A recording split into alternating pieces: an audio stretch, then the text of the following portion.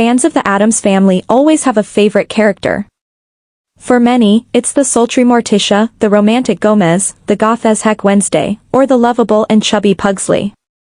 But for many more, their favorite is the bald-headed and electrically charged Uncle Fester. The original Addams family cartoons in The New Yorker that were drawn by Charles Addams did not have any names. It was not until the television show began airing in the 1960s that the characters were all named. The original Uncle Fester was played by an actor named Jackie Coogan. Coogan has left behind an important legacy in Hollywood, but it came to him in a very tragic way. Coogan's work in Hollywood goes all the way back to the golden age of silent films. He became world famous after he starred in the classic comedy The Kid starring silent film icon Charlie Chaplin. He then starred in numerous silent films before making the change to talkies. Coogan has an extensive resume, especially for his time as a silent film actor. He starred in over a dozen feature films before he was a teenager and even acted in literary classics like Oliver Twist, Tom Sawyer, and Huckleberry Finn. As a child actor, Coogan was estimated to have made between $3 and $4 million, which is close to $60 million in modern-day dollars. Unfortunately, the young Coogan was never able to enjoy the money.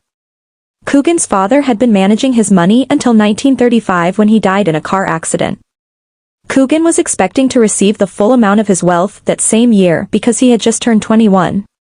However, he soon discovered that his mother and stepfather, who had been the Coogan family's business manager, had been squandering the money on things like fur coats, cars, and other luxuries. Coogan's mother contested that she never promised to give her son any of the money, that he was merely playing for the cameras and having fun, as if that justified her theft.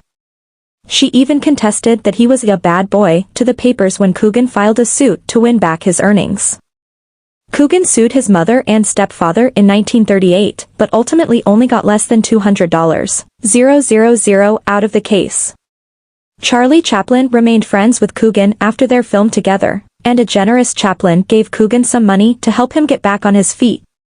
California lawmakers passed the California Child Actors Bill, which is better known as Coogan's Law. The law dictates that filmmakers must put 15% of a child star's paycheck into a trust fund, which are now called Coogan accounts. This law assures that if a parent does steal their child's paycheck, as Coogan's mother did, there is still a chunk of money set aside for them.